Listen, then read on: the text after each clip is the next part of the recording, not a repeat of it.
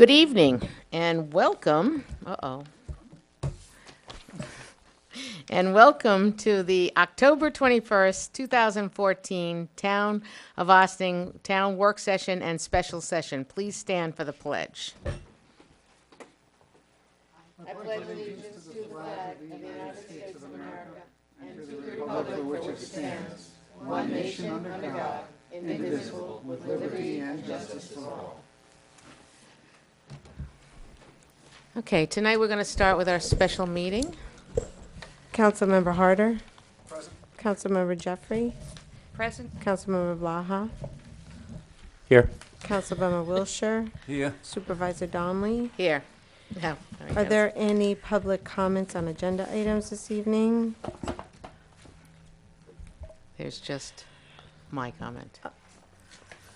Go right ahead.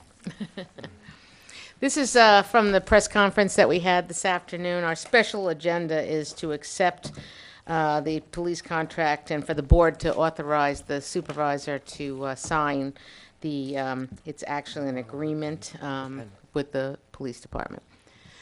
We are proud to announce that after careful research, due diligence, and extensive negotiations, the town of Austin and the village of Austin have agreed on contract terms with the village of Austin to provide police services in the unincorporated area. This was not an easy decision, and the cost factor was just one of the reasons for this decision. Public opinion was just another factor in making the decision that we made. We have had a very successful 4 years with the Westchester County Police, who during their time on duty in the town of Austin have been nothing but professional and attentive to the residents and commercial property owners of the unincorporated area. The town of Austin thanks each and every officer throughout the ranks in the Westchester County Public Safety for their commitment to the unincorporated area of the town of Austin. After the RFPs were opened, we heard from many of you, both pro and con, concerning both providers. Over the next few months, we did our due diligence, always listening to the public. Mid-September, we decided to go into contract negotiations with the Village of Austin. More open discussions at meetings, including town hall meetings, emails, and letters came in, and we thank you for so much public input. There was a tremendous amount of work to be done to ensure the taxpayers, the town board, and the town administration that the village had presented a feasible plan. It is very easy to complete an RFP, but in the real work happens after submission to determine that commitments made in the RFP can be honored for the length of the contract. The Village of Austin administration, along with the police department and the village board, stepped up to the plate, answered all our questions, taught us a great deal about scheduling this very complex department, and gave us overviews of how they run police services. The contract is detailed with all of the expectations of the town in relation to these services. For those in the unincorporated area who are concerned about quality of life issues, we have addressed these concerns with the village police. Their commitment to us is that they understand that this is a top priority, not only for those in the unincorporated area, but also for those who live in the village of Austin. For the businesses throughout the unincorporated area, we have addressed your desires for the officers to make initial contact, to get to know both owners and employees, to understand their needs through regular communications. For those who are concerned about traffic issues and enforcement, we have addressed these issues as well and will work with the village police liaison to make sure critical areas are monitored frequently. The town board takes its responsibility very seriously and vows to constantly communicate with the village police and review monthly reports, as we have done with Westchester County Police for the past 4 years. So that was our statement today, and we will take a vote on allowing the supervisor to sign the agreement, and tomorrow night at a special meeting, because the village is in work session too, they will take a vote to allow the village manager to sign the agreement. So, any other comments? Comments? Madam Clerk. Resolutions, letter A, contract provision of policy services 2015 through 2018. Therefore, be it resolved that the town Board of the Town of Ossining hereby authorizes the supervisor to sign a contract in a form acceptable to the town attorney pertaining to the delivery of police services by the Village of Ossining to the unincorporated area of the town of Ossining for the years 2015 through 2018, and abiding by the following rate schedule. 2015, $1,992,399. 2016, $1,700,014. 2017, $1,824,400. 2018, $1,975,429. Do I have a motion? Do I have a motion to amend? What are we amending? There's a T missing on the letter on the word the. As amended, seconded. Yeah. All those in favor? Aye. Opposed? To entertain a motion to adjourn into regular work session? Second. All those in favor? Aye. Opposed? Okay. Yep, done. The other work session, okay, sorry. We'll share. I don't know why I have nothing here. Where's the missing T? You need one? Okay, so we're going to start off this evening with having an ethics law update. We've got just some revisions late this afternoon, so what we want to do today is go over them. Our goal is to work on having this with public hearings and everything by January 1st. I know it's an aggressive schedule, and I want to thank you guys for all the work you do because I get on the tail end of some of those emails. We have had a very aggressive schedule doing this police agreement. We've had budgets and everything too. So who's coming up tonight? Mark Reisman, please. If you could, sir. You want me to sit or stand? Whichever is more comfortable for you.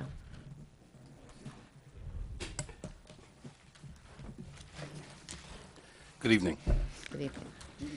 So I'll try to pick up where we left off on October 7th. Just as a little background before I get into some of the revisions that were done in preparation for this meeting, there were questions about subpoenas, whether the board should have subpoena power, and that seemed to be one of the more serious issues we discussed on October 7th. The other one was whether the town board should receive notice that a complaint was filed at the same time that the Board of Ethics receives it from the town clerk.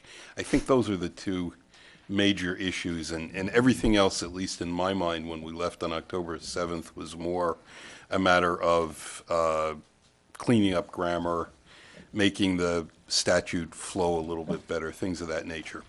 So I brought with me the text of Chapter 20, Article 1 of the existing Code of Ethics, and without reading it word for word, Section 20-2 basically says that the code that was passed by the town of Ossining many years ago is intended to supplement or be stricter than the Code of Ethics that's provided for in Article 18 of the General Municipal Law, and also to be at least as strict, if not stricter, than any court decisions which have come out setting what are known as common law standards of ethics for municipal officials. So I just wanted to sort of throw that out there as a backdrop, because when the issue of whether or not the Board of Ethics should have subpoena power in conducting investigations, and the scope of the investigations that the Board of Ethics should be permitted to have, I think it's good to keep that in mind. So anyway, what I'd like to do real quickly, and before I go any further, I want to thank the assistance that I've received on an ongoing basis from the members of the committee, which have been very helpful. Anyway, I've taken the liberty because as you mentioned, Sue, I've done probably 5 drafts in the last 2 weeks. The most recent one I emailed probably 2 hours ago. So I left a copy of that for everybody, for the members of the council in front of your places. So anyway, Section 20-6 has been amended to provide that the sanctions that can be provided, in addition to those which are already in the statute, would be like a private letter of admonition or warning or a public censure. The only thing that the statute provides for right now would be if there's a finding that a municipal employee has violated the code of ethics, the only thing provided for right now would be a fine, suspension, or removal from office or employment. So a private admonition or a public censure is actually, in the view of the committee, something that would be more appropriate, because if you're not going to issue a fine or a suspension or removal from office, then there's really nothing else that's authorized. So, anyway, that's Section 20-6. 20-7 continues. It defines or sets forth the composition of the Board of Ethics. And one of the things that I realized after the last meeting was that I think back in August, the council had asked that the statute be amended to indicate that at least one member of the Board of Ethics not be a lawyer. So it's in there. I put it in the most recent draft. So the rest of 20-7 is pretty much the same as what we had discussed 2 weeks ago, other than what I just mentioned. 20-8 is pretty much the same, except I sort of broke it down to make it flow a little bit more logically from the last draft, or drafts, I should say, that had been circulated. I just want to sort of go through the highlights of that, if you can call it highlights. So one of the things that I did add in the most recent draft, that under subsection A of 20-8, it provides for the Board of Ethics to give written advisory responses, not only in addition to a request made by a member of the town board or a present or prospective town employee, but also at the request of a contractor who's doing business with the town, or is in the process of bidding to get work from the town. That was something that I think somebody on the council had suggested be included in here. And we also have put into 20-8 subsection A a requirement that the town clerk transmit the request for an advisory opinion to the Board of Ethics within 10 days of the time that it's received, and that the Board of Ethics should issue an advisory opinion within 30 days of the date that it's received, just to obviously make sure that that advisory opinions are issued in a timely fashion. There's also language in that subsection which addresses the circumstances under which it basically, I guess I should put it another way. Basically, what the subsection says is that unless there's a reason to do otherwise, the advisory opinion shall be confidential, and when the Board of Ethics issues an opinion, the opinion itself should be available for public viewing. However, the identity of the person who made the inquiry in the first instance shouldn't be disclosed unless there's a really good reason for doing that.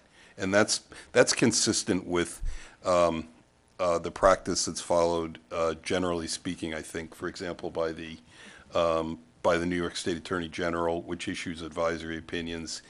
The New York State Bar Association will frequently issue advisory opinions, but not disclose the name of the person who made the inquiry.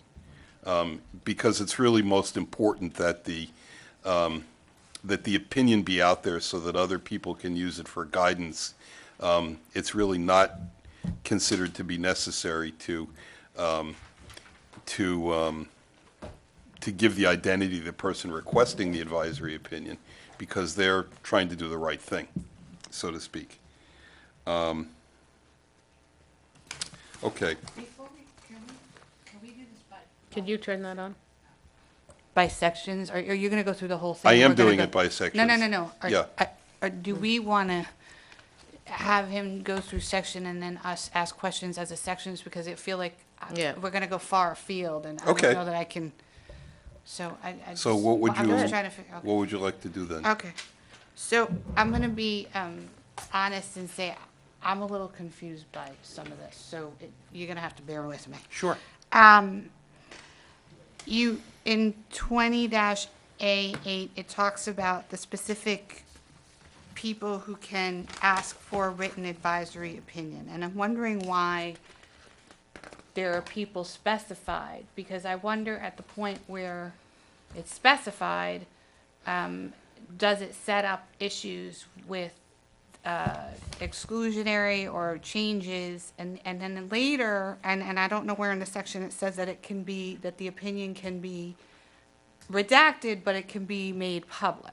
So I'm wondering, I'm not understanding the writing of these three specific types of people: the town board or a contractor can ask for a written opinion, but then it's going to be public anyway. I told you I'm confused. No, it's So- okay. I'm So listening to you. I'm trying to figure out why the specification in this area? Why are we being so specific? Because if later on we're going to make it an opinion public, I'm not sure I understand the whole.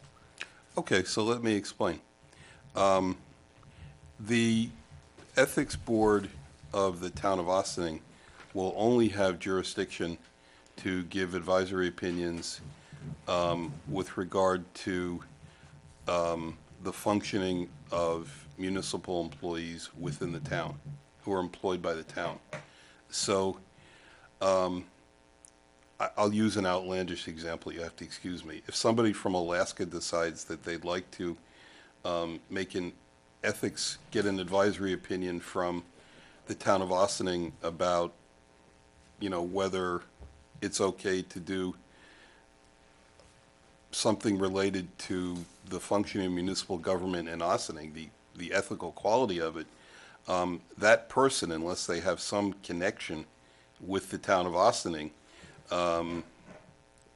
shouldn't be allowed to ask the Board of Ethics to be required to give them an opinion, because there's no reason for it, frankly. So this area is, so where it's the town board or a present or a prospective employee or a contractor, but, so not a unincorporated town resident is not in here. So does that bar an unincorporated town resident from asking for a written advisory? I mean, I think my concern is that once, I get what you're saying, which is, we're talking about unincorporated town. So we're talking about the ethics for, and so it's employees of the unincorporated town.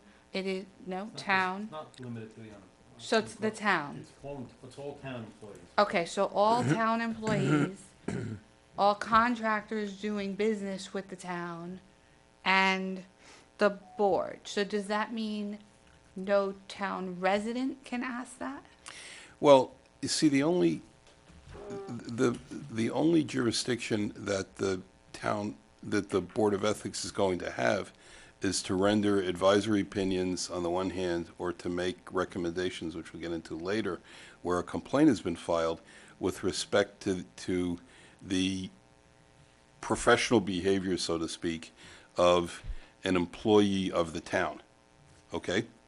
Right, but this is also later on going to allow people who do not work for the town, we said any resident, right? Any person who Right. lives can come to the town and to the Board of Ethics and make a complaint against someone.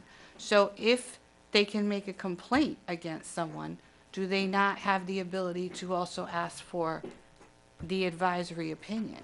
And once again, if the advisory opinion is going to be made public, then why are we specifying who can ask for the written advisory? Because ultimately, it's all going to become public. So I'm just wondering about the specifics and who it is excluding as is it setting us up in a way for a breach down the road.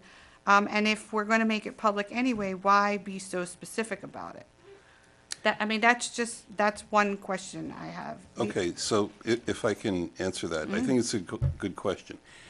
So again, what we're really the purpose here is for people who are either working for the town or doing business with the town to try to find out in advance if something that they're going to do or that they're thinking about doing or they're one step away from doing is something which might violate the ethics code of the town of Ossining. Okay, it's to say we want to do this, but we want to be sure that if we do this, we're not doing something that violates the code of ethics. Okay, so so when we mention those classes of people who are entitled to get advance opinions, it's not with the intent really to exclude anybody else from being able to ask the question, but frankly, somebody else who's either not a municipal employee or a contractor who's going to do business with a municipality is not somebody who frankly has any reason to ask in advance whether doing a particular type of activity would violate the code of ethics. Does that make any sense? It does, and I understand what you're saying is that generally that would be true, but I find that there are exceptions in life, and so I'm wondering if, I'm just concerned about the fact that putting specificity in here in certain ways, or the fact that maybe a written advisory opinion, the definition of that is maybe not clear enough so that we understand why it's exclusive to these particular people. As a layperson reading this, and I don't know that I don't necessarily understand it, and you're going to have a layperson, hopefully, on the ethics board who's going to have to adhere and understand these rules. Well, it's two different parts to the ethics code. One is for advisory opinions, and one is to put a complaint in against somebody. Is Yes. that? And so maybe that's part of That's it. part, I think that's, I mean, maybe it's just a question of, I mean, I just, I think you have to understand really what the intent of an advisory opinion is, as a different. Can you talk into the mic, I'm please? sorry. As a completely different concept than filing an actual complaint. An advisory opinion in a situation like this is really intended for, not for the public to ask for opinions in advance. It's really for somebody who is contemplating an action to know in advance whether it might be a violation.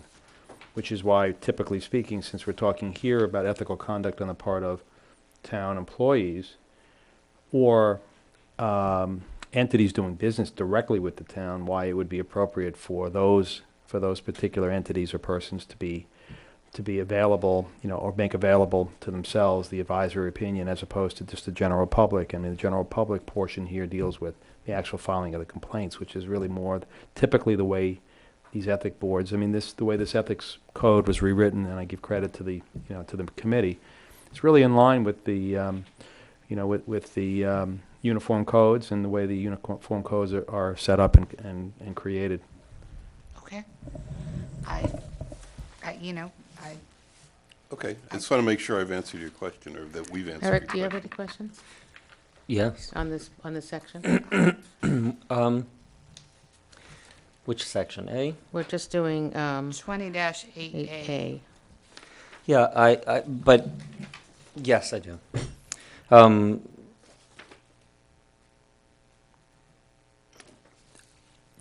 I would go earlier than that. I would say 20-6, penalties for offenses. I think that's out of order, because you're starting off with the penalties for offenses. Really, the offenses only fall under 28B.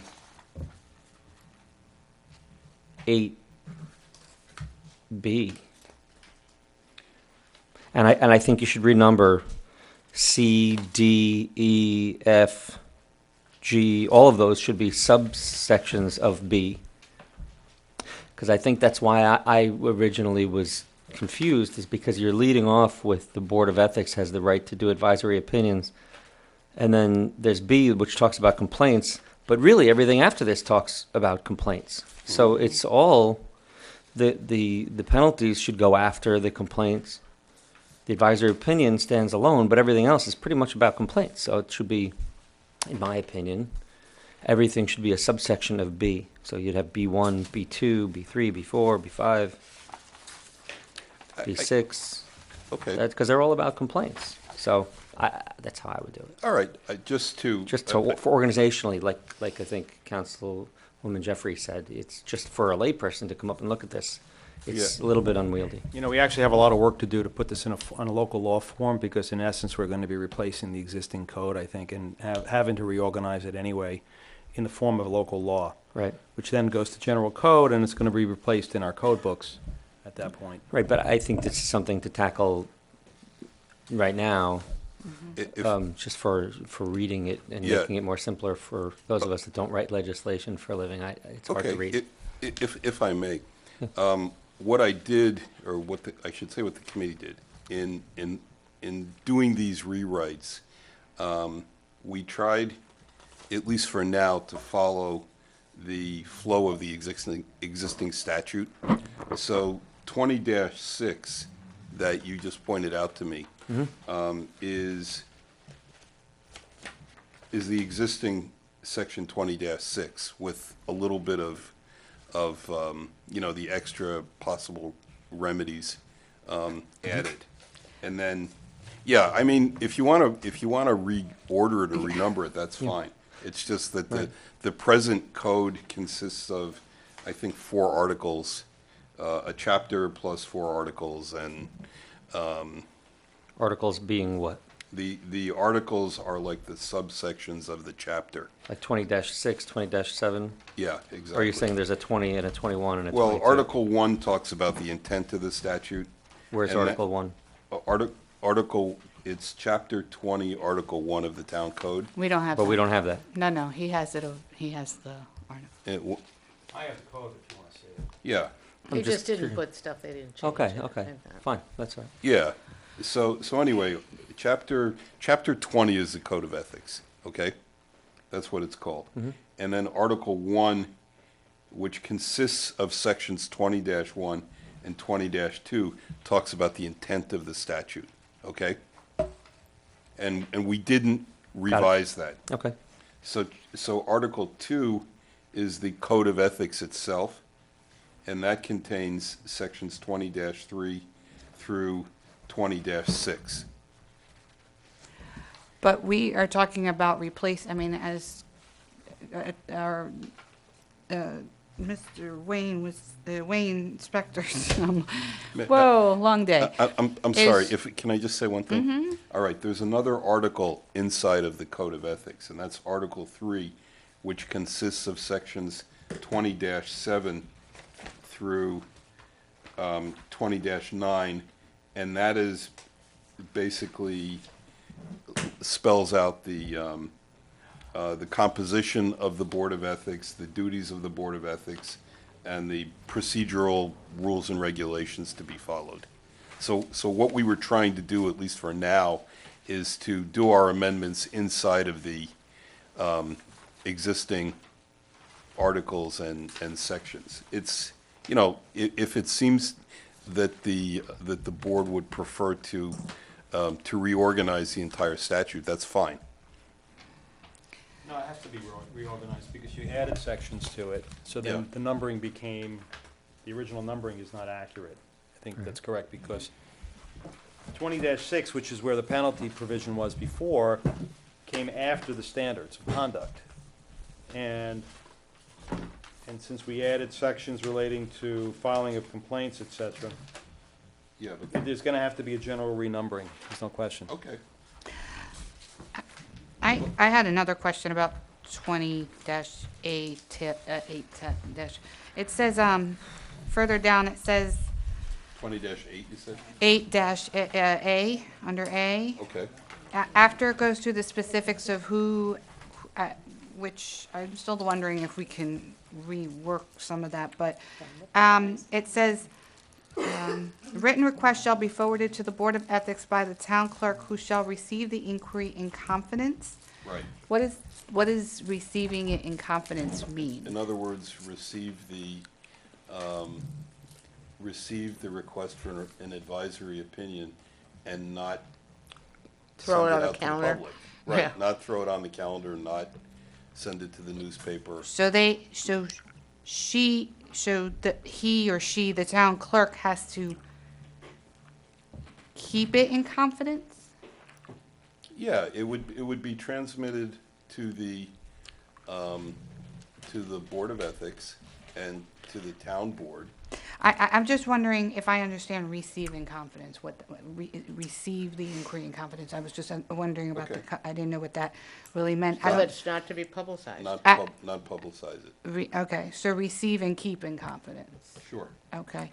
And then, okay, so I wasn't sure what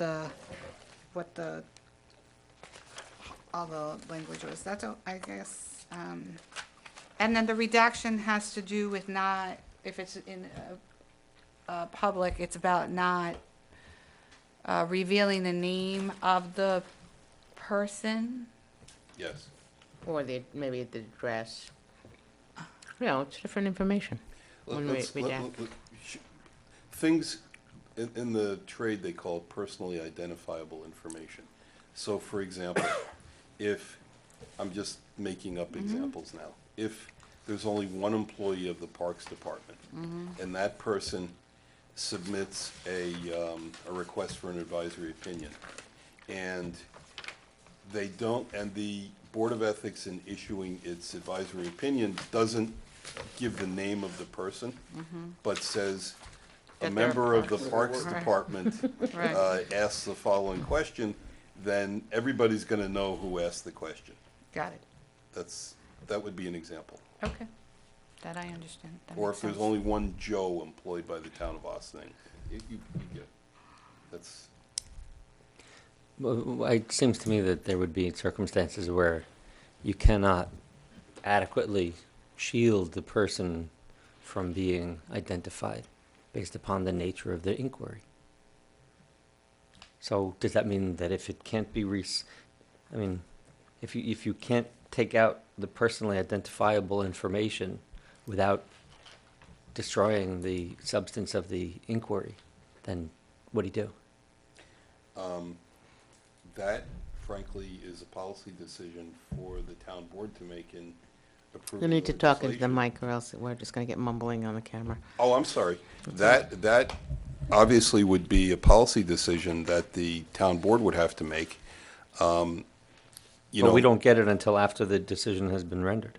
No, No, he means in terms I of mean, actually right in now with drafting legislation. in this. Okay.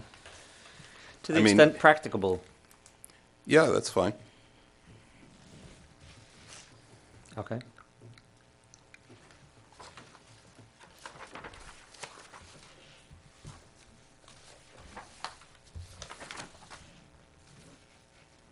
I mean, you know, it says in here, unless there's good cause to do otherwise, well, okay. Again, you can only do what you can do. Well, now we say it too. Again, we're hoping to put this all together and never use it. Don't forget that Precisely. part. Well, Right. Okay. Okay.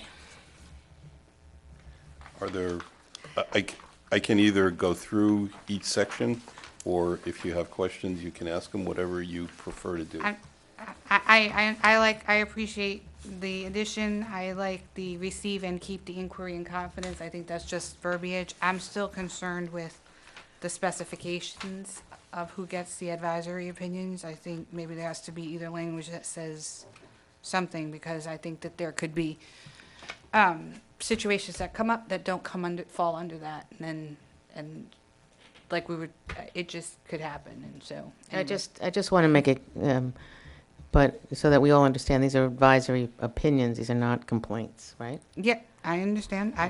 We can move on. It's just something I want to highlight that I haven't resolved it in my head yet, so. Okay. Well, maybe That's as all a- I'm saying. as a policy decision, the board has to decide whether the Board of Ethics should accept requests for advisory opinions from the members of the public. That's a policy decision as well. Okay.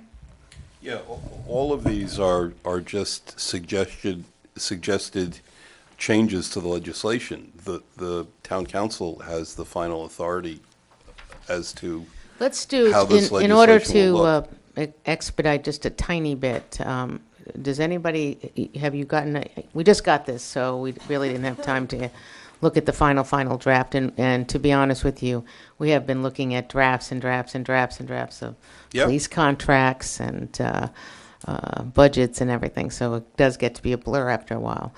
Does anybody have any, do you have any specific questions, Eric, or is it a lot of numbering and verbiage?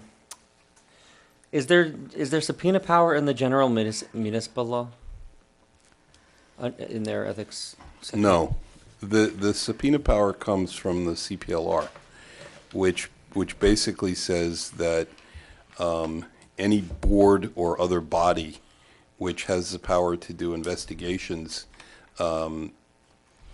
generally speaking, has the power to issue subpoenas. I think it's section 2302 of the CPLR, but I'm not positive. So then they already have it. Subpoena power. Yeah, I mean, I guess you could specifically restrict it, but generally speaking, unless there's another statute that specifically addresses it one way or the next, a board would generally have subpoena power. I just, yeah. I don't know if that's true. I'm I'll not- take your word for it. Which board? The ethics board, not The ethics board, not the not town. not the I town. researched it. It's true, because most ethics. Talk into the mic, please. Sorry. It's usually a very hot topic in revising ethics codes as to whether or not to grant subpoena power to them. So. I can provide you with, am I being heard? Okay, I can provide you, sure. I can give you the exact research, but I researched it because it was a very important issue that we discussed last time. Right. And I found at least one case which indicated that a Board of Ethics would have that kind of power, but I can, at the end of the meeting, I can share the site with you. I guess it's a matter of whether you specifically delineate investigative powers to the board under the circumstances, and to what extent you grant that. I think that would be true, yes. That's exactly right. Yeah, I brought up last time that I am not for providing the Board of Ethics with subpoena powers. I think that it goes far beyond, I think, where, that concerns me. I voiced that last time, I voiced it again. I still don't know that, I'm not at all comfortable with having ethics subpoena powers. I did have a question about 20, on the B section.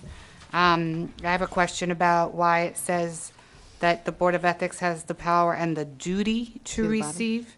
I'm concerned about the word duty, which sets up the Board of Ethics to have liability issues if they don't do things a certain way. I don't think it's necessary to have that word in there. I think we did talk about the specification in that section about it's a town employee or owner of a property or a business owner or a leasee. I still am concerned about these specificities and how it becomes exclusionary if something doesn't fall quite within and then it sets it up. Okay? I'm sure there's more, and I agree. I I think we need more time. I think there's a lot in here. And I, would like to take a look and, look, be able to. Can I add also? Then in section, what I have now labeled B4, which is what's before G, A, B, C, D, E, F. F, it must be F, I crossed it off. So F talks about advisory opinions. Now I'm totally confused. Why don't we change advisory opinion under what the BOE produces in response to a complaint? Why don't we call that findings and recommendations as opposed to advisory opinion? So Oh, that, because of the beginning. because we already talk about advisory opinions, which is basically simply just an It advisory looks like opinion. the only couple of words that they kept from the old one. Right, so but in response to a complaint, why don't we say that the Board of Ethics is issuing its findings and recommendations, Okay. so that there's no overlap of the terminology. Okay.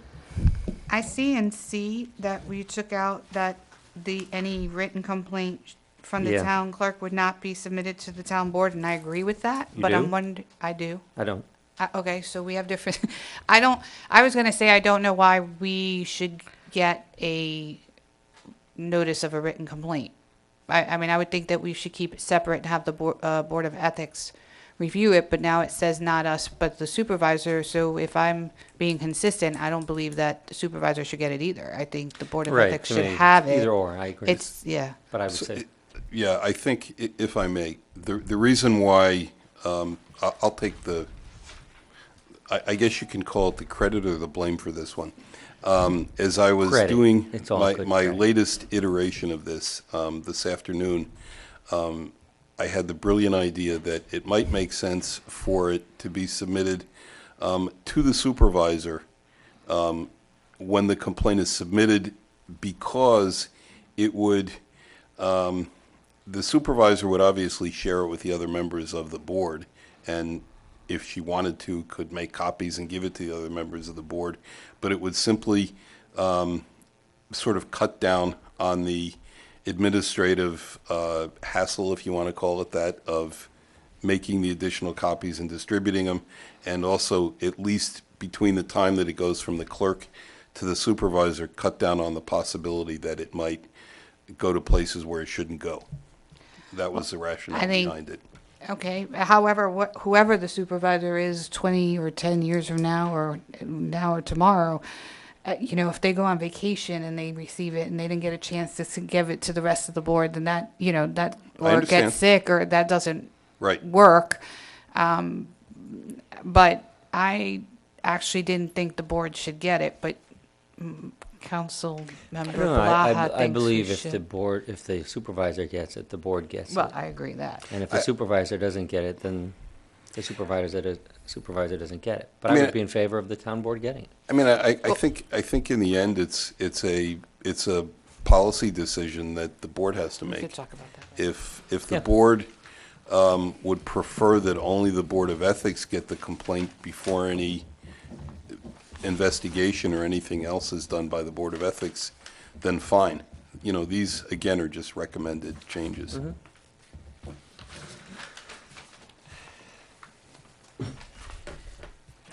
So do we want to say one way or another about that particular change? 'Cause I just, I think- I just want everyone to know that even if the board gets it, I consider it almost like a judicial case, that you're not going to interfere with it, you're not going Correct. to, it's not going to be anything Right. that, because it could be about you. So I'm not saying you, I I'm know. just looking at you, but, I think- okay. So is Maybe there we a should- section in here about recusal and all that stuff? No, I don't think frankly that there has to be, because, there are overall standards of ethics that apply Really? regardless. Okay. There's a lot going on here. I think that we've Yeah. made some good comments tonight, but I think we need to see another draft. Okay, so what I'd like to do is, I'd like you, what do we need to talk about? No. I think we, as a board, will. Well, this is can- it. This is the time. This is not something you can talk about as a board, other Well, than no, here. I mean, I guess maybe, I just feel like we have to do it again, because I think there's Well, just a lot. well, let me finish my statement, and then Okay. maybe you'll get it. Okay, so what I'd like to do is take in some of the recommendations that came tonight. I thank you for all the work you've done and continue to do. do on this. We do. And maybe put it in the format that we could see without, with the Without the red lines. without the red and the stuff, and put the whole law there, so that we can logically look at the whole thing. Yeah. Is that too much to ask? Because we could have some typist do it too, if you needed to. No, the red lines are there obviously just to track so that. Oh, no, I totally get it. Yeah. That's all I see is red now, right, Yeah. lately, red lines, red lines, red lines. Maybe we should use blue, but, Is there a way there's probably a way, to give us a clean version right. as Yeah. well as the red line? Because sometimes Yes, you need both. yes. It's just like yeah. At this point, I think we need something clean to read, like sort of beginning to end. So that But they I'd know like what, they know Right. what 21, 22, 23, yeah. 24, But I'd like to 25. be able to monitor where that change came from. So if Sure. we Right. could do both, that would be very helpful. Okay, if I may make a suggestion, I don't know what the process will be that the board is going to take in considering these. I can certainly give you a clean version of this in one color of ink. You It know, could be a different, you could save it as a different document, right? yeah, no, So that would be the. yeah. But my suggestion would be that any substantive changes that you want to make, at this point in time, you should probably give those back to us. Right. So that we know what you need. The problem is that we as a board don't necessarily agree on some of the substantive changes, so I don't think. Well, that I the- think what has to happen, and Sure. this has happened before, is give them your substantive changes. If somebody disagrees with it adamantly, but when we come back here, we want to meet and say, we're deciding whether this happens or this happens. We're deciding whether this happens or this happens, okay? Yes. Not where we're And we'll narrow it going down to down just to a few. word Right. verbiage, yeah. And we'll narrow it down so that when you guys, thank you, come back, we can get this thing going. And you know what, let's say, the problem is, in the month of November, we only have one work session. So it has to be the beginning of November. Would that be the 5th? Is that the Yeah. date? Oh, but it's the 1st because of the voting day. So let's say the first week in December. Let's let everybody take it, but we'll just have to go into January with it. Let's go take a step back a little bit, produce the copies, you read it extensively, you and you and you and you and you and you. And everybody read it, and if you have something that you want to change, a whole principle, i.e. the subpoena power, then write a note that says, I'm against the subpoena power, I'm for the subpoena power. Then we can come in and just decide on that one factor, then we can move on from there. But November gets to be crazy, because we're going to have our meeting on Monday night because of Election Day being Tuesday, and I'm busy Wednesday, and then we go into a town hall meeting. So, Yeah, All right. I think, I think that makes a lot of sense, because when you're talking about substantive changes, at this point, I don't think that the committee has any more suggestions to Right. make. Now the town board has to make policy decisions. and just if we can get that redlined one and the clean one, so people that like to read it clean can read it clean, and Sure. people, and then they can go back and check. Okay? that- Eric, if you could do me a favor and just send me a quick email tomorrow telling me how you'd like number me to scheme. renumber the, Yep. the Got it. sections and subsections, I'll be happy to do that. Okay? Thank you so Thank much you. for all Yeah, of your thank you. work. Thank you. You can see why we need to edit. Yeah, we have to renumber them anyway, right.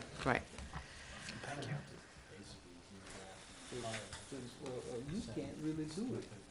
Well, he's going to give his suggestion. I'm just gonna tell them. Yes. All right. Okay. Yeah, that's. Thank you very much. Thank you. Okay, plastic bags. Oh, I'm sorry. We were told, what was the word that they used when I first came in? Bring your own bag. Bring your own bag. It's positive versus elimination of a plastic. BYOB. I like the BYOB. Yeah, you say that. That's a whole different connotations too. Okay, I have, but I don't know what you're using. Oh, I need the screen down. oh my God. Okay, I apologize. Maddie got sick today, so I went home. Well, I have my laptop and I have a thumb drive. Okay, but I don't have the remote control for the thing. I'm sorry. Remote control for what? The projector. We don't No, the screen I got, but the projector I don't have. have access. I hate to. Thank you for having me here tonight. My name's Susie Ross. I'm with Green Ossining. And I want to commend Supervisor Donnelly for keeping this subject. I was here last year, and I know that the subject's been brought up a number of times, and there was a little educational value to this in a lot of people just learning for the first time that, you know, this is a subject of big importance to us tree huggers. But it's actually a little bit broader than that. Just for definition purposes, and before actually I get started, I do want to make note of the fact that this was not a Green Ossining initiative. It was a partnership between Green Ossining and 3 other organizations within the community: Down to Earth Markets, Eco Bags, and Riverkeeper. All of us recognizing that there is a problem with plastic in our world, and we're seeing what's going on around us, and we all felt that this was a very important subject for us to kind of tackle. And in the audience this evening, I'd like to just mention we have from Riverkeeper Jeremy Cherson. And besides the 3 organizations that we partnered with in doing this, I also have an Ossining high schooler, one of a duo, that was there helping us with outreach in the community. This is Chelsea DeJesus. And she was very instrumental, and I'll explain all of that a little bit further into this. But just for the purposes of defining a plastic bag, it's not every bag. It's typically the bags with the handles. It's a disposable single-use plastic bag. Sometimes we call them SUBP just for short. They're not garment bags. They're not the little thin bags used at the deli counter. They're not the regular produce bags that some people have without the handles. It's the handle bags that we're talking about. I'm being very specific for our purpose because I will explain that what we were doing was not a plastic bag ban, it was a plastic bag reduction campaign. And there is a difference between the 2 of them. In the farmer's market, and that's what this campaign was on, was an effort to try to get people in the farmer's market to stop using single-use plastic bags. Why the farmer's market? Obviously, it was a control group for us. The farmer's market, the managers of it, wanted to be able to see the reduction of it because they know how it affects the environment. So this was a perfect opportunity for us to kind of test in a microcosm of Ossining how this might work if we maybe rolled it out to the town or to the village. So just a couple of things about the Ossining Farmers Market and the reason why. For those of you who are not aware of the various different problems with plastic bags, they are a major source of litter and pollution in our community.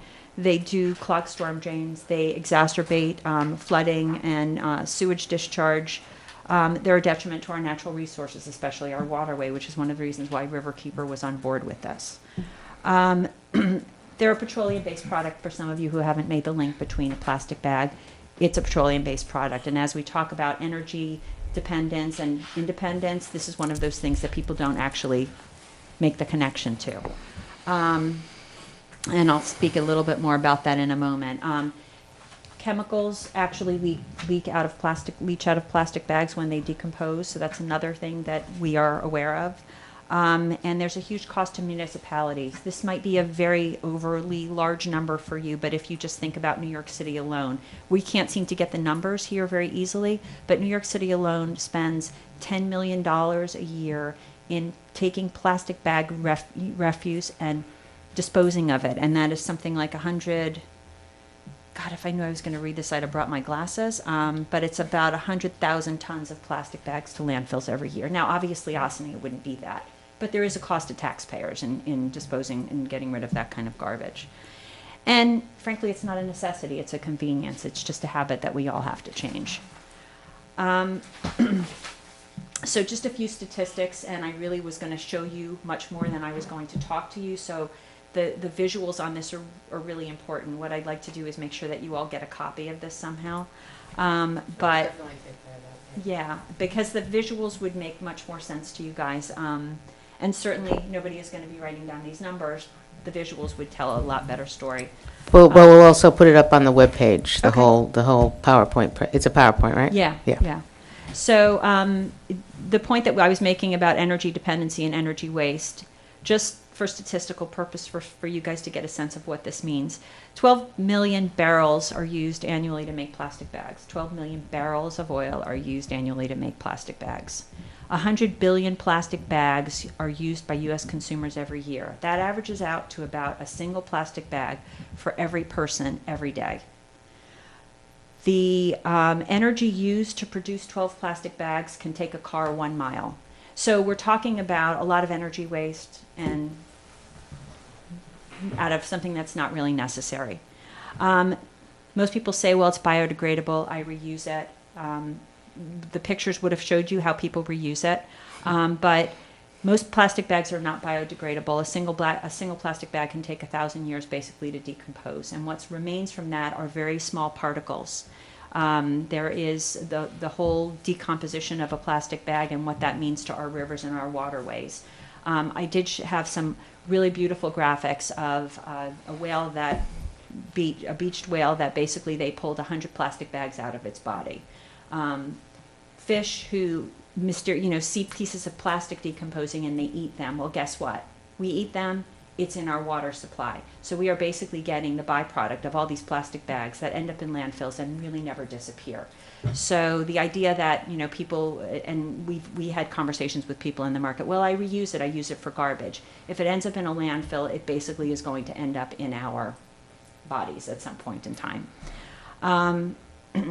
Each square mile of ocean are 46,000 small particles of plastic bags floating in it. So basically, if you went into the river, into the ocean, and just basically took out, and Riverkeeper has done some sampling of that kind of stuff right here, where you can just see a little bucket of water with thousands of pieces of little particles of plastic.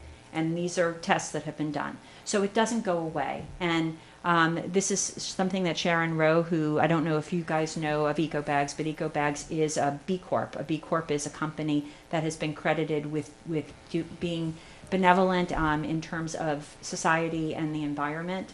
And Down to Earth Markets is also another B Corp. There are not a lot of them, but we happen to have 2 of them right here in Ossining. And Sharon's famous last words are, "There is no away." Plastic bags don't go away. They remain in our environment and in our systems for a very, very, very long time. So onto the beautiful visuals. I will explain that there was a hanging bag from a tree. Most everybody's seen a hanging bag from a tree. There was a pile of garbage that Riverkeeper, doing their sweep, had pulled out, which we do here in Ossining. We pull lots of garbage out, and there are plastic bags, and there are plastic bottles, and there are all kinds of things. Then there's the landfill picture, which is ultimately where some of them end up, and the continuing life cycle are the small particles. And then I'll not describe every single one of the fish pictures I took for you and the dead birds that in there, what they pulled out of their bodies. But I will move on to just tell you the Ossining Farmers Market campaign. Ossining Farmers Market has about 600 to 800 people pass through it every single weekend. That's not an insignificant number. And so this whole idea was, let's see what we can do to, and just to get another sense of the importance of this program and how it's actually touched globally, we would not be reinventing the wheel by having something like this done here. In fact, there's over 150 cities across the United States alone that have had plastic ban reduction programs or bans. We know the state of California, if anyone's been paying, just entirely the whole state of California has banned it. We've seen large cities like Austin, Texas. We've seen Chicago. Actually, Chicago has a little bit more. They're on their way. But Portland, Oregon, Seattle, Dallas, Chicago, and in Westchester, 3 communities, Larchmont, Ryan, and Mamaroneck have all done it. Hastings just started their ban. And let's not forget New York City. New York City has been all the talk about plastic bag bans. So I will also add that Terrytown and Pleasantville are in the midst of talking about these same kind of initiatives. So for us to do something like that this year, we're not reinventing the wheel. This is not something unheard of. And I will give you the results of kind of what we heard about in the market when we were doing our outreach, just to give you a sense of what the receptivity was to it. So in the Austin Farmers Market, we basically had a 6-week rollout plan. We were going to be in the marketplace talking to individuals. The market manager, Down to Earth Markets, was going to be talking to the vendors. Our job was to outreach to the actual shoppers themselves. So we basically, the plan was within 6 weeks, we were going to educate people for a full 6 weeks. And on the 6th week, when we launched it, people we assumed would be have knowledge that we were going to be eliminating plastic bags from the marketplace. And by the way, I believe the statistics are 64,000 bags leave the Ossining market every year. I'm going to pass around materials that we use because this was a part of our basically the campaign. Without these materials and without our one-to-one communication with shoppers, it would have been no left off at all. So the most important thing here is education. Education as to why we were doing it and that we were doing it. The outreach included our one-to-one communication with, as I said, the shoppers themselves. The communication included signage at the market. We had public service announcements where actually Jeremy was very good at getting on the loudspeaker and telling everybody on the hour. Just so you know, on September 27th, we will no longer be offering plastic bags. Please use your own. But we also made it really fun. So Chelsea here and her sister sat behind one of the tents and actually were making bags, reusable bags out of T-shirts. And as you know, Ossining is very socioeconomically diverse. We can't expect people to pick up and buy $5, $10 reusable bags. So we wanted to make it accessible for everybody. So they were making reusable bags out of T-shirts. T-shirts that were donated, by the way, to the community from the community because we sent it out there. We all used our email lists and we said, happening in Ossining, we're doing this. Bring in your used T-shirts. As a matter of fact, bring in your extra bags because who doesn't have a reusable bag in the trunk of their car? Everybody does. And the honest to God answer for most people is, I left it in my car, so they'll take a plastic bag. So what we did was we created a raffle and we said, donate your used bag to the market, do your community thing, and we'll give you a raffle ticket for $25 to use in the market. So we did a lot of individual one-on-one kind of outreach things with people. We made it fun. We, at the very end, and I'm so sorry you can't see it, we had this thing called a pledge tree. And on the day of the launch, we had 300 people out of a market that holds 600 to 800 write their name on a tag. I pledged to bring my plastic bag to the market, and it basically was filled up. Reusable bag. Reusable bag. What did I say? Plastic bag. Reusable. Thank you. Well, at least now you're listening. And Well, some of them are. Some of them that fake, that really weird plastic, right? yeah, no, and but it's still, as long as it's not going into a landfill. Yeah. So we're 3 weeks out. We have 60 to 70% of the people are bringing their reusable bags.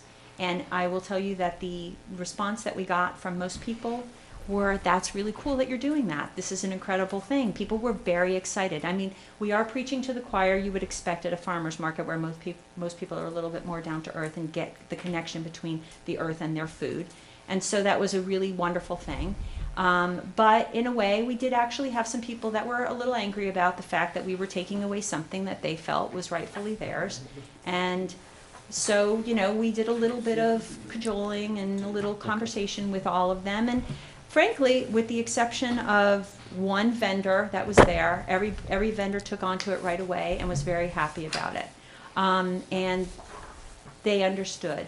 And that is something that I think we actually just met today as a group, and we felt that we still need a little bit of work to do, but the fact is that most people are going to just change their habit at some point in time. Mm-hmm. And what the vendors are doing is they're charging 10 cents for every bag, so it's kind of a disincentivizing them to grab a bag because they can't grab them anymore. Now they're getting charged for them. I've been asked, where does the 10 cents go? The 10 cents goes back to the farmers. But in these communities that are actually participating in a bag reduction program, some of those go to pay for programs that might actually help promote it more. There's a variety of different ways to go about this. So in closing, really, we all pay to the detriment of our environment, our pockets, and our health in some way for the convenience of a plastic bag. And I, on behalf of the other 4 partners in the community, and I will tell you, another person that was actually very instrumental was Rose Fiorello, who owns the consignment shop down the street, who happened to be out one day at the market giving away her handouts to promote her shop. And she realized that we were having a little bit of a difficult time speaking Spanish very well. And she became part of the organization of us trying to get people. She was more than happy to participate. And, there's some things that are universal. The intricacies and the educational part, we were talking to the kids and they were talking to the parents. We found ways around it. The material, by the way, I failed to mention, everything that we did it bilingual. And so we know who our community is. We understand what their concerns were. And we knew that this was going to be an educational process. And before I say anything else, I want to ask if I left anything out from my friends here, Except for the video. except for the video. So Susie, next, again, we are only the local government for the unincorporated area. We'd love to see this become, let me re-say that. I would love to see this become and have done some, I might refer to as due diligence with some of the owners of the businesses and stuff.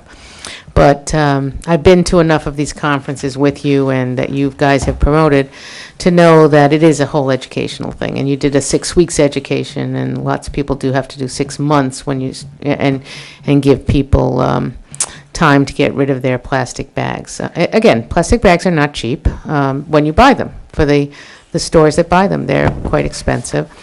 And we have a very limited market out in North State Road, which would be our target to go and talk to all those vendors and what have you. So, Can I ask some questions?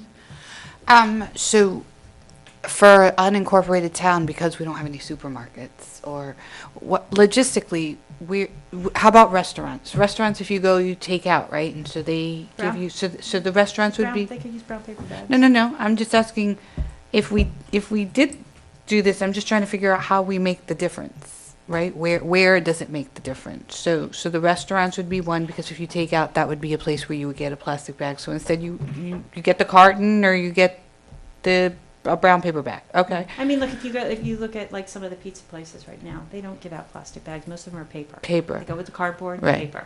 I'm not saying that we should be just freely giving. We should be, but it's a Giving step. paper. It's a step. Right. Paper is a very intensive, a very resource intensive object as well, but Mhm. it eventually does disintegrate. Faster. Plastic never goes away. So I will add with the ban, with the fee, you can still get. You need to You might talk have into to the come mic. up here. With the type of policy where you use a fee for reduction, you're still able to get that plastic bag if you want.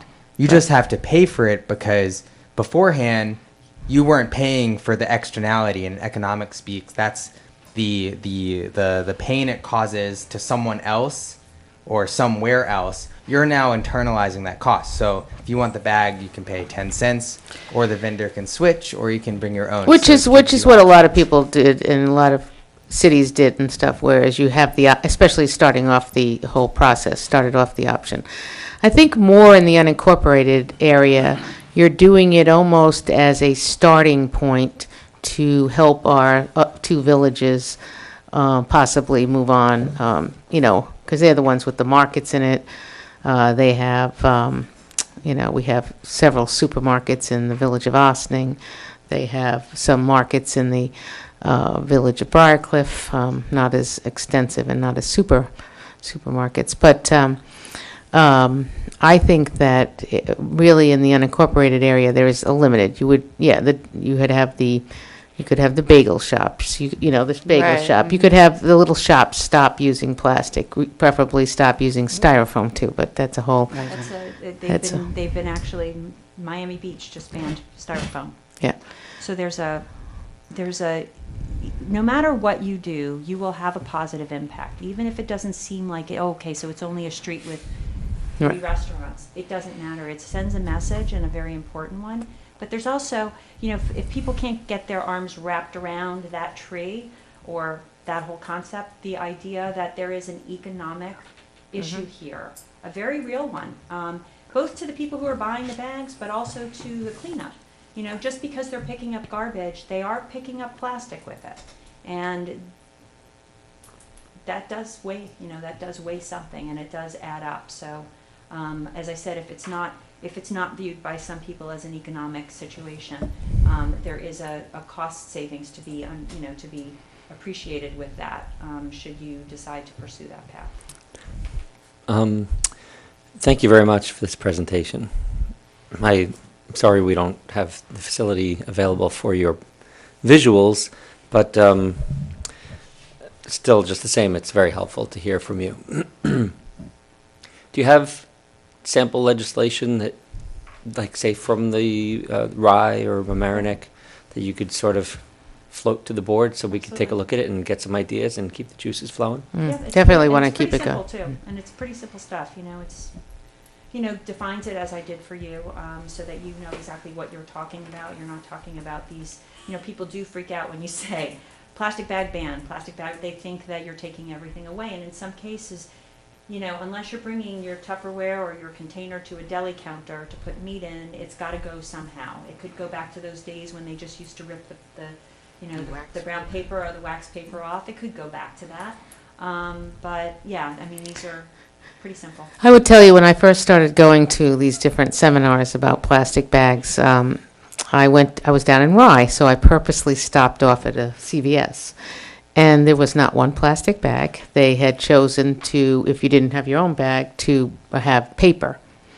And it's kind of different because, you know, you go to the self-checkout, and you go to a self-checkout and you pull the little plastic bag and you start scanning your stuff and it goes right in the paper bag. And now you have this little paper bag over it, it was interesting. It was very, very interesting. And, you know. And one of the pieces that I passed around is, it actually it says no, yes, and it explains that it was the information that the farmer's market gave the vendors so they could easily see, you know, they're hearing no, and truthfully, the one big vendor in the Ossining Farmers Market has a little bit of a problem with this because they run a lot of people through there, and this is changing the way and the speed at which people are walking through the market. So they now gave them baskets, people to use baskets. So there's all ways of getting around it. Right. But in there, it's to visually be able, and a lot of people are visual. And again, we'll put the whole thing up on the webpage, and we might even look at it in our November meeting. But I'll just give you another little sample. I'll age myself. When I first started working, I was a cashier in a supermarket, and we used to have bagging contests because we used only paper bags. And we would see how much, and you were taught how to bag. You were taught how to put the solids on the bottom, then the medium stuff, and the fluff on the top. And you would have contests on who could bag better and who could have least bags. You go into a store now, and if they can put one thing in each plastic bag, you could leave there with 50 plastic bags. It is amazing, you know, because it always drives me nuts because, you know, I'm the typical person that says, oh, damn, you know, I left those plastic bags in the, not plastics, I did what you did. Reusable bag in the My car. reusable bags in the car. But it is something that we all have to be much more cognizant of, and we should just keep this thing, let's do this. Let's get some legislation. Let's see if we can help move along, at least the village of Ossining, and see if they can, you know, and again, I have a couple of clients here, so I've offered to help them with them, because I brought them down, and they said, oh, that would be such an expensive thing. I said, no, your plastic bags are expensive. You know, a plastic bag is 3 to 4 cents a pop, so. Well, and with them, with those situations, you know what? There's no reason that they can't charge the customer the 10 cents. Right. And then figure out how you want to be part of that 10 cents. I actually get envious when I forget my reusable bags, when someone gets their nickel in front of me. You know, at some of the stores, you know how you get a nickel if you use your own bag, and I go, that person just got 30 cents. But anyway, why don't you start sending, let's keep the ball rolling this time. And by doing it this year, she means not in before January 1st, within 2015. Gotcha. Yeah. Gotcha. Thank you. Thank you very much, and thanks for being so patient and learning a lot about ethics, I'm sure. Thank you so much. Okay, moving right along here. Wayne, let's discuss changing the taxable status date. Okay, as I think you all were here, I believe, for Mr. Gonzalez's presentation, where he detailed the reasons why he felt it was necessary because of the exemptions and the need to make sure that, you know, I guess the rush and the push every year at the same time, you know, to get the roll completed. So I did a little research on it. I also, you know, just found like certain towns, and I picked up some code provisions from Greenberg and from Amerenik where they actually did it. Under Westchester County law, the taxable status date is June 1st, but the law so then was amended to give the towns the right to change the date to May 1st, which is what Mr. Gonzalez wants us to do. Our town code and our section under section Chapter 180. Chapter 180 does not have any provision in it at all as to taxable valuation dates, taxable status dates, I should say. So what we would do. So then what we would do is add. So we've already gone by what is tradition, or? We go by what Westchester County law provides okay. currently. So in order to change it, we're going to need to add a chapter to an article to the to Chapter 180 of our town code, which will be entitled taxable status. And it's really only it's like three paragraphs that we're going to be adding, just indicating that we're changing it to May 1st of each year, Can you remind me what it is now? June 1st. And And we this, will- and can you remind me, this is by when you need to, do It what has as to a do with the person? exemptions, you know, when the exemptions have to be in place by, so that Oh, I we can, right, so that, Veterans. right, It's so that by when the when roll the is, assessor has to do the exemptions. No, Is it- so Right. when the residents have to have their requests in. right, that's correct, I so see. that, Okay. because the roll has to be complete and, you know, by June, and it puts an awful lot of pressure on everybody to get the exemption. I mean, people who come in with the exemption applications late, sometimes it's because they are, you know, they just closed on a property or whatever, but in order for the roll to be accurate and to, you know, to accurately indicate all the exemptions that people are entitled to, they want to move the date up so that it allows more time for the information to be Especially, you know, because we do have a tremendous amount of exemptions that go through, a lot of STAR. A lot of Especially seniors. This last year right. was enormous because everyone had to re-register for their STAR. Yep. So, and for us, seniors must do it every year. And actually, it's an ongoing process. I mean, everybody had to re-register, you know. Right. And then there's also, you know, changing income requirements and verifications that the state is engaging in, and people sometimes, you know, unfortunately lose their STAR status for various reasons. So, you know, it is a moving picture every year. But like I said, this is just, you know, something that obviously Mr. Gonzalez, who lives in the trenches in the assessor's office, knows, you know, the difficulties in keeping the records and keeping the assessor files, you know, completely accurate and up to date. Feels that, you know, that changing the date, like I said, it's been done in some very big towns for the very same reason. Greenberg and And he Amerenik are did just. say that he would do an enormous outreach I was program. going to say, Yeah. Well, I think. I understand if they need more time, and I could imagine the amount of work that it takes to do it. I'm just wondering, how do we get notification out to the residents over and over and over again? Well, it's really the newer residents, because it's not anybody who has a basic STAR exemption in place. It's just going to continue anyway, and people who It's obviously really getting to the seniors and stuff. well, the seniors, as they become eligible, they need to Right. be told, and anybody who purchases property currently, new owners have to be told when the date is. So the realtors will be a big part of that. Anybody representing anybody who is buying property in the town. Well, and the seniors do have to register every year, and what they do is they mail out a letter. Mm-hmm. This is the way that this assessor's office, I'm not sure about other assessor's office works. They mail out a letter to every single person. The people mail them back, or they come in with, a lot of the people come in with them. Mm-hmm. They're very customer-oriented, our assessor's office, much like every office in this town. And what they do is, if they don't get one back and they know that the person has lived there, they actually go out and go to the house and see if they've moved to a nursing home, or see what's happened to them, and see that they didn't get it, and they bring it with them. They have such an unbelievable outreach for Senior Star. And they started last year with Veteran Star because we had some new Veteran Stars, especially with the school taxes come up. And I went to several of the meetings with Fernando too, and he did a tremendous outreach to every veterans group that was out there. So they have committed to doing a major outreach from now until May, so that everybody understands that they need to get their exemptions in, so that they can get their work done. We've had a tremendous amount of work over the last few years of banks changing, when everybody mortgages were getting sold right, left, and center. Every time that happens, every time an address happens, a bank. I'm pretty amazed at how this thing flows through the systems.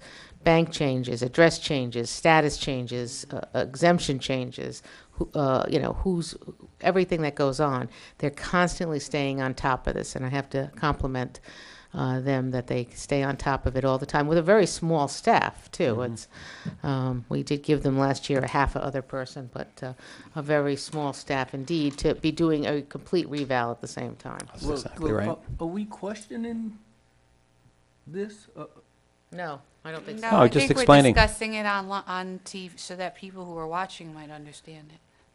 So And So- so that I'll remember, because I didn't remember the date. So the process will be hopefully yes. by next. What's next steps? The next step, next legislative meeting, we should have a resolution in place where we call for a public hearing, because this will be a So local we are law. moving something along. Right, but that would be a simple resolution at our Okay. next legislative meeting, where you Okay. call for a public hearing, Okay, and we have a public hearing, as we do for every local law. We have a waiting Right. period, et cetera. right. And then thereafter, we draft a local law, which would be relatively simple to do. It's not that complicated. And we could just piggyback on what others have done already. Exactly. Yep.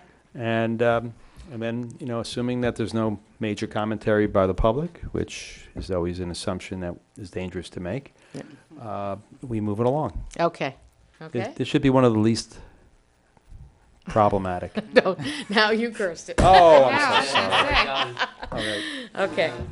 Remind me I said that, please. Yeah, We're effective in getting the information out. Well, we are, and again, it doesn't matter if it's May 1st or June 1st. We're so effective that they go to the houses, and they'll do that, and they will do that. I mean, I since I'm involved in a lot of real estate closings, I could tell you that, the STAR application is a topic that comes up almost every time anybody buys a house. Oh, yes, They it are should. very much aware, because when houses are priced and when listings are, and I know, Kim, you were in the real estate business a bit, people are very keyed into what the taxes are, and they're also keyed in with the taxes and with or without STAR. So people know that. And in fact, many people leave the closing table who buy properties with a STAR application in hand, because they're told you must But file. as far as the seniors and stuff, we'll stay on top of it. And Fernando has done a tremendous outreach on so many programs, and it gets him out in front of those people Right. again to talk about the reval, to talk about everything that he's been doing. Okay, so very good. Let's move on that. Oof, I like that we're moving on something, Okay, abandoned home owner identification update, Wayne. All right, well, when we were here last, Wayne night. we talked about, well, John Hamilton made a presentation, I Right. guess. Fortunately, in our town, there were only 2 properties that he identified. Right. And I had asked him, we talked about various possibilities. We talked about the fact that state law is unfortunately has to catch up to this problem. It hasn't caught up yet. And so, we were hoping that maybe there are some backdoor ways to try to communicate with somebody who has the incentive to or the ability to care for some of these properties. He provided me with 2 addresses and 2 names. I was able to, through available systems online through the county website, locate one of the properties which is in foreclosure. The other one I could not find. Maybe I had names wrong or whatever it is. I mean, the problem is that the banks technically right now have no legal obligation to do anything. So I did make a phone call to one of these attorneys' offices, and, I was put into a voicemail. I identified myself and the reason for my call, but I did not get a call back. So, I mean, these offices who handle these foreclosures, they're, commonly called mills. So they're factories, and, again, they don't necessarily have any direct I guess, contact with anybody at the lenders who would have take any responsibility.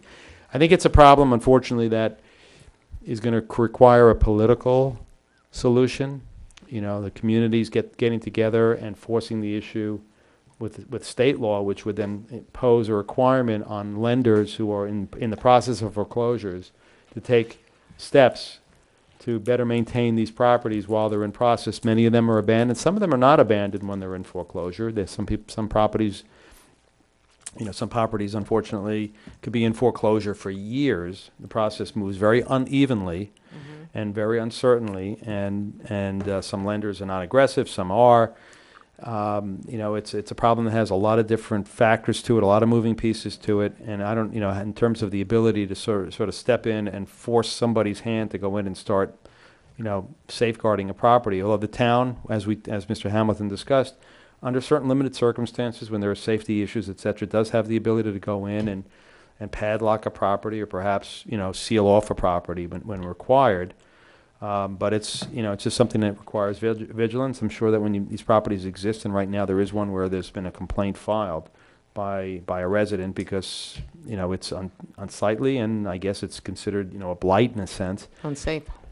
Yeah, and so it's affecting particular property owners' ability, efforts to sell their own property. So, we get into these situations without any simple answers, unfortunately. I just want to make something perfectly clear to you. You've heard a lot from us talking about foreclosures, and those would be tax foreclosures. That's if someone correct. fails to pay their taxes, then the town has the obligation to go in and we've done a good job of allowing people to have some people that are qualified to have payment plans, very restrictive payment plans. We've allowed some people to sell their house so that they could take advantage of the revenue that comes out of the house after they take care of their taxes, and we have done foreclosure auctions. These are foreclosures that are bank-owned, and some of you may have them in your neighborhood. And what happens is the bank continues to almost automatically pay the taxes. Right. So we don't even know that they exist. It's not like their taxes are not being paid. It's just that sometimes the building, most of the time, the zombie buildings are when they're empty. And then and no one takes care of it, and it's easy, you can see that nobody lives there, and we don't want to get to a point where people break into those houses, and that's what Mr. Hamilton was talking about the last time. But it's very important that we stay on top of that. We have, since Mr. Hamilton spoke, had some phone calls and some emails about houses in different neighborhoods, Unfortunately, some of these properties are what I would consider to be in legal limbo, because they're not bank-owned yet. They're still technically in the name of an individual who hasn't probably lived in the property for years, maybe just left it and moved out someplace else. So you could issue violation notices, but chances are you're not going to get anywhere with it. So, unless there's state legislation which specifically, creates liability or an obligation on behalf of a lender in the midst of a foreclosure, our hands are somewhat tied, unfortunately. Go ahead. I had a question. Does the town have any responsibility that if there's, somebody had asked me this, if the grass gets a certain height, then we have to something like 3 or 4 feet. Is it that high? I'm not sure what the height is, but yeah, the town does have the ability to go on property, under certain circumstances, and then charge the owner. But you have to, so if you're charging the owner and the owner's abandoned the property, what happens at that point? Mm-hmm. Good luck. But if you add it to the taxes. You put a lien on it, yeah. Right. There are that can. So I think what we'll do is work with our state senator and a state assembly. Actually, ours happens to be assemblywoman, and see if we can't move some state information on, and so that we can. Excuse me very much.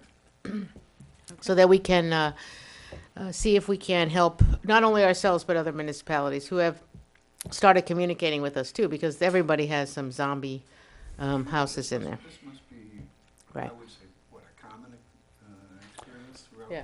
Well, the cities have it much worse, actually. Places like Yonkers and Peekskill. Okay, great. So we'll keep that going, but we do know, that we do have a complaint in with one property. Okay, FMLA is policy revisions. Maddie was going to bring up to us. She is not here with us tonight, so we will put that off to another work session. I do want to remind everyone that we will be meeting next Tuesday for our legislative meeting. That will be, I don't have my calendar right, oh here. That will be, I'm looking at my calendar, the 28th, October 28th, because I always give the wrong dates, October 28th. But our work session, the first work session that we have in November will be on Monday, November 3rd, because Tuesday, November 4th, is Election Day. And we will have a work session on Monday, and we'll make some determinations as to what we have to go over, and it might be a very short meeting, but we will do that.